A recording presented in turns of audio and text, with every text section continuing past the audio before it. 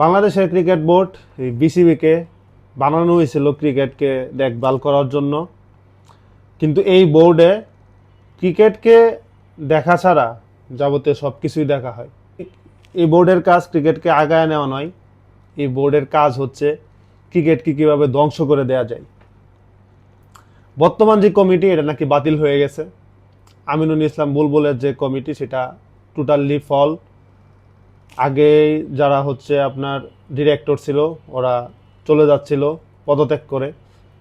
এই বাংলাদেশের মতো দেশে যেখানে মানুষ হচ্ছে সিটকে আঁকড়ে ধরে রাখে, একটা সিট ছাড়তে চায় না, সেখানে ডিরেক্টররা চলে যাচ্ছে। এটার মানে তো বোঝা যাচ্ছে যে ভিতরে অনেক কিছু চলতেছে, যার কারণে ডিরেক্টররা চলে যাচ্ছে।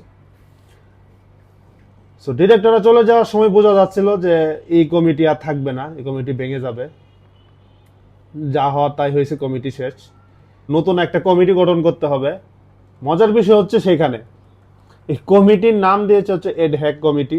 আর যাই হোক বা এটার মানে কি আমি জানি না। সো এই কমিটির প্রেসিডেন্ট সে হচ্ছে তামিম ইকবাল।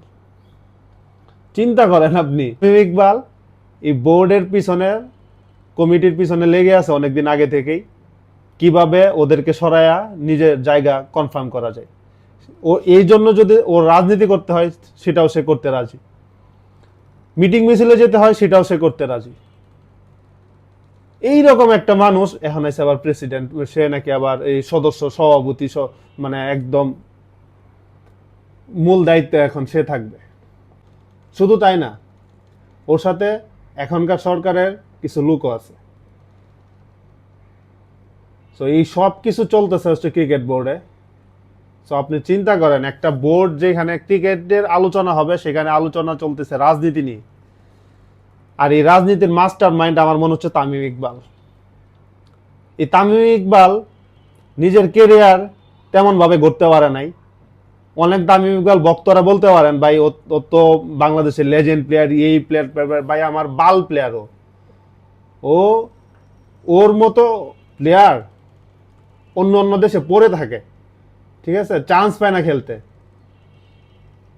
ওর যে কেরিয়ার, ওর যে স্টেজ, এগুলা ভাই পুরা একটা ফাউল।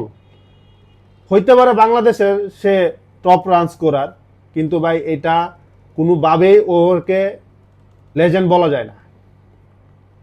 বা পঞ্চপাণ্ডব যা বলে এগুলো ফাউল ভাই, বুঝছেন, এগুলো পুরাই ফাউল। ক্রিকেটের উপর আমার তো রুচি ভাই উঠেই যাচ্ছে, আশা করি আপনাদেরও রুচি নাই।